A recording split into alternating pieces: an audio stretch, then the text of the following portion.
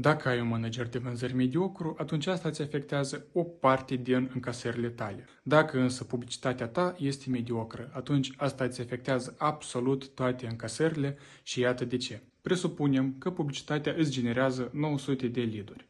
Ai 3 manageri de vânzări care sună și consultă aceste lead-uri în mod egal. Fiecare din ei reușește să vândă cam la 10% din lead-uri.